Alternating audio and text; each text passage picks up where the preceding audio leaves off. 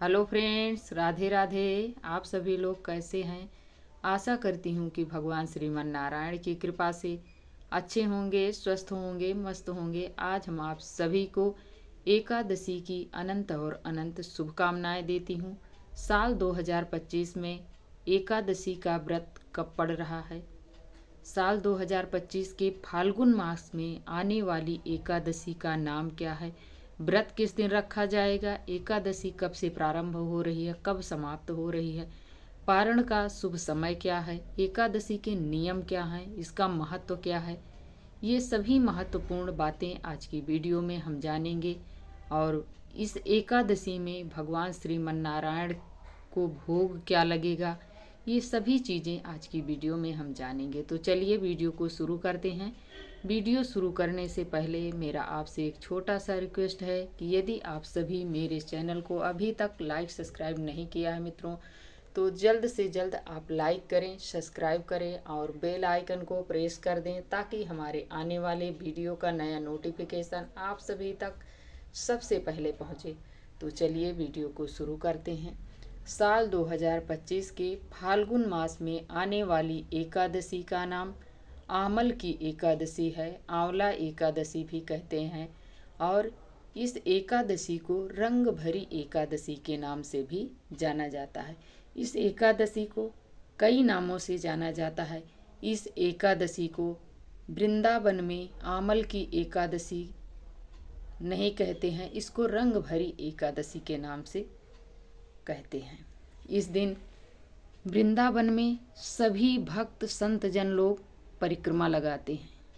इस वैसे तो हर एकादशी पे लगाते हैं, लेकिन ये एकादशी अपने आप में सब बहुत बड़ी एकादशी मानी जाती है। इसलिए इस एकादशी पर सभी लोग परिक्रमा लगाते हैं। जैसे आप आंवले के पेड़ में पूजा करें और पूजा करके परिक्रमा लगाएं, जो फल मिलता है आंवले के पेड़ में पूजा करके परिक्रमा लगाने का, वही फल आपको वृंदावन की परिक्रमा लगाने का भी फल वही है। तो जो आस पड़ोस के लोग हैं वो सभी लोग, सभी भक्तजन वृंदावन की परिक्रमा करते हैं। इसलिए और जो घर पर एकादशी का व्रत करेंगे वो सभी लोगों को एकादशी के दिन भगवान श्रीमन नारायण के साथ साथ आंवले के पेड़ की पूजा की जाती है। और इस दिन भगवान श्री हरि को आंवले का भोग लगाया जाता है। आंवले से बनी मिठाई हो या आंवला हो, जो भी हो, लेकिन आपको इस एकादशी में आंवले का भोग जरूर लगाना है। अब हम जानेंगे एकादशी के नियम। एकादशी त्रिदिवसीय श्रेणी में आता है मित्रों। ये व्रत एक दिन का नहीं होता है, ये 3 दिन में आता है। ये दशमी से पालन किया जाता है द्वादशी तक। अब जान लेते हैं दशमी के नियम क्या हैं। दशमी के नियम होते हैं घर की साफ सफाई, मंदिर की साफ सफाई, किचन की साफ सफाई, बाल, कपड़े, नाखून। और दशमी से चावल वर्जित माना जाता है। द्वादशी को चावल खाया जाता है, दशमी से चावल छोड़ दिया जाता है। और चावल के साथ साथ बैगन, मूली, मसूर, चना, कोदो, ये सभी चीज़ें, लहसुन, प्याज, मांस, मदिरा, ये सभी चीज़ें, साग भी नहीं खाया जाता है। ना तो दशमी के दिन दूसरों के यहाँ का भोजन ग्रहण किया जाता है। ये सभी मनाही होती है। जिस रसोई में मांस बनता हो उस रसोई का भोजन नहीं ग्रहण किया जाता है। दशमी को कांसे का बर्तन भी त्याग दिया जाता है। ये सभी नियम होते हैं, तब हमें एकादशी का पूर्ण फल प्राप्त होता है। तो ये सब दशमी के नियम है। दशमी के दिन हमें ब्रह्मचर्य का पालन करें, जमीन पर शयन करें।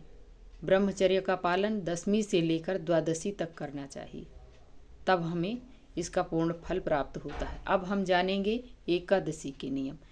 एकादशी के दिन सुबह भोर में उठें।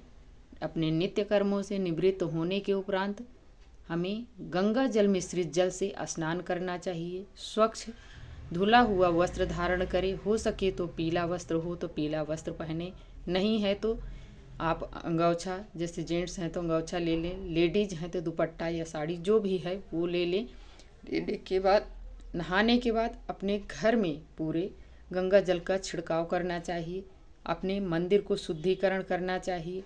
फिर इसके बाद हम अपने घर के मंदिर में आएँ और थोड़ा सा हाथ में जल और पुष्प लेकर अपने व्रत का संकल्प ले लें। जो भी मनोकामना है, नाम गोत्र स्थान सब बोल दें और बोलने के बाद भगवान जी के चरणों में जल और पुष्प छोड़ दें।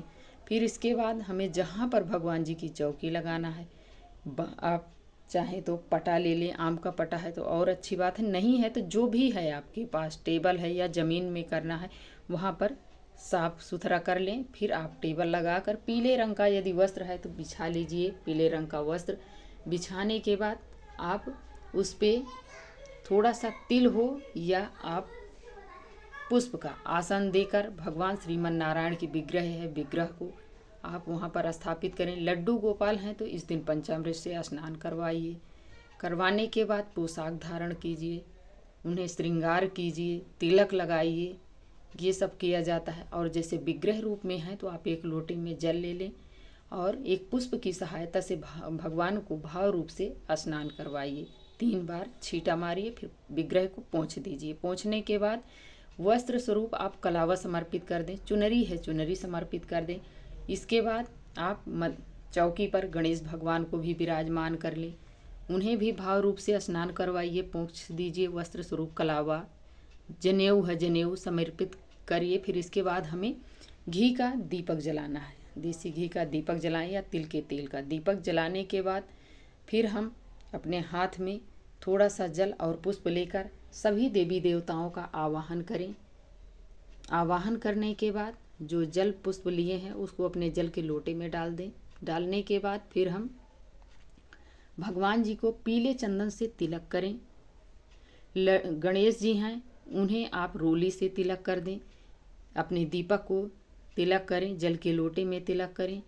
फिर इसके बाद आप सभी को पीले रंग का पुष्प समर्पित करें। गणेश भगवान को लाल रंग का है तो लाल रंग का समर्पित कर दें। दीपक को भी सभी को पुष्प समर्पित करने के बाद आप भगवान जी को भोग समर्पित करें। भोग में आप आंवले से बनी मिठाई हो, दूध से बनी मिठाई हो या आप मिश्री ही भोग लगा दीजिए। जो भी आपके पास हो मीठे का भोग लगाइए। भोग लगाने के बाद जो भी आपके यहाँ मौसमी फल हो, आंवला विशेष करके आमल की एकादशी में ज़रूर भोग लगाया जाता है, तो आंवला, केला, सेब, संतरा जो भी है उसका भोग लगा दीजिए। लगाने के बाद जल रख दीजिए। जल रखने के बाद सभी में तुलसी दल जरूर डालना। बिना तुलसी दल के हमारे भगवान श्रीमन नारायण भोग नहीं ग्रहण करते हैं, इसलिए हमें तुलसी दल जरूर डाल देना है। फिर इसके बाद हमें धूप जलाना है। धूप जलाकर सभी को दिखाएं। दिखाने के बाद फिर हमें हो सके तो कपूर से आरती करें, यदि है तो, नहीं है तो जो दीपक आपने जलाया है उसी दीपक को उठाकर सबसे पहले हमें गणेश भगवान की आरती करनी है। फिर इसके बाद भगवान श्रीमन नारायण की आरती करें। आरती करने के बाद भगवान जी से हाथ जोड़ें, क्षमा याचना करें। हे प्रभु, जो भी मुझसे कमी रह गई हो, भूल चूक हो, उसके लिए मैं हाथ जोड़कर आपके चरणों में क्षमा याचना करती हूँ। मेरी पूजा को, मेरी मनोकामना अर्चना वंदना को आप स्वीकार करें और मेरी पूजा को पूर्ण करने में सहायता कीजिए। इस प्रकार बोलकर आपके पास जो भी सामर्थ्य है वो दक्षिणा जरूर चढ़ाएं भगवान जी के चरणों में। दक्षिणा चढ़ाने के बाद आप जो पूजा यहाँ कर लिए हैं, इसके बाद आप जो जल का लोटा लिए हैं उसे सूर्य भगवान को अर्घ दें आए।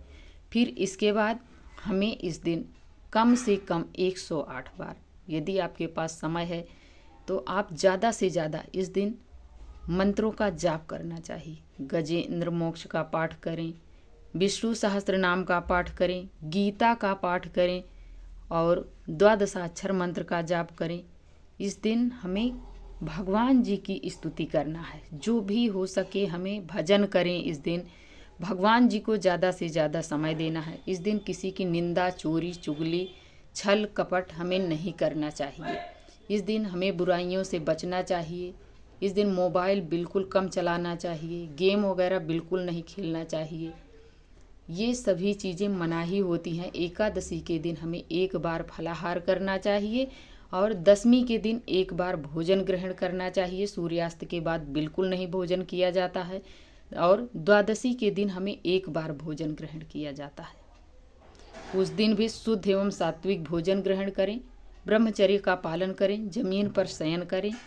इस प्रकार से एकादशी का व्रत किया जाता है, तभी हमें पूर्ण फल एकादशी का प्राप्त होता है। और एकादशी के दिन हमें हो सके तो इस एकादशी के दिन पूरे 24 एकादशी का कथा सुननी चाहिए। नहीं हो सकता है तो इस एकादशी का जरूर सुने। बिना कथा के हमारी जो व्रत होता है एकादशी का वो पूर्ण नहीं माना जाता है। तो हमें एकादशी के दिन कथा अवश्य सुननी चाहिए। तो इसके बाद जब हम व्रत कर ले तो फिर हमें बैठकर चौकी पर बढ़िया से इत्मीनान से हमें कथा सुननी चाहिए। कथा सुनते समय हमें हाथ में थोड़ा सा जल और पुष्प लेकर ही कथा सुननी चाहिए। सुनने के बाद वो पुष्प और जो जल लिए हैं उसको भगवान जी के चरणों में छोड़ देना है। और जो हमने दक्षिणा चढ़ाई है उसको हमें जब दूसरे दिन हम पारण करेंगे, पारण से ठीक पहले हमें ब्राह्मण को सीधा निकालें और जो ये दक्षिणा चढ़ाएं ये दक्षिणा और सीधा ब्राह्मण को निकाल कर रख दें, तभी हमें पारण करना चाहिए। और एकादशी का व्रत जो होता है मित्रों वो भगवान श्रीमन नारायण को समर्पित होता है। इस दिन जो भी भक्त भगवान जी की पूजा अर्चना वंदना करते हैं उन पे भगवान श्री हरि की कृपा प्राप्त होती है, माता लक्ष्मी की कृपा प्राप्त होती है, घर में धन धान्य की कमी नहीं होती है, घर में सुख शांति तथा समृद्धि बनी रहती है, उनके पितृ प्रसन्न होते हैं। इसलिए इस एकादशी का व्रत करने से मनुष्य के जो भी पाप होते हैं वो नष्ट हो जाते हैं और उन्हें मोक्ष की प्राप्ति होती है। इसलिए एकादशी का व्रत हमें जरूर करना चाहिए। और एकादशी के दिन हमें दान जरूर करना चाहिए। चावल का दान नहीं करना चाहिए। फल, जल और वस्त्र, कपड़े, छाता, जूता, ये सभी चीज़ें हमें एकादशी के दिन दान करनी चाहिए। पैसे का दान करें, कॉपी किताब का दान करें। ये सभी चीज़ें जैसे ग्रंथ की किताब है, नारायण कवच की किताब है, गीता है, रामायण है, ये सभी चीज़ें हमें दान करनी चाहिए।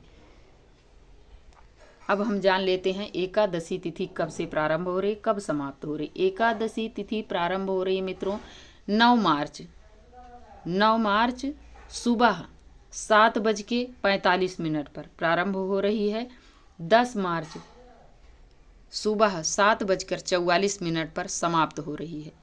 उदया तिथि के अनुसार व्रत रखा जाएगा 10 मार्च को।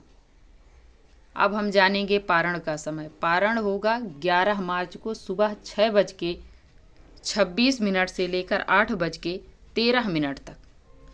हमें द्वादशी में ही पारण कर लेना चाहिए। इसके बाद यदि त्रयोदशी लग जाती है तो हमारे व्रत का जो पुण्य होता है वो क्षीण हो जाता है। इसलिए हमें जब भी हम व्रत का पारण करें हमें द्वादशी में ही करना चाहिए।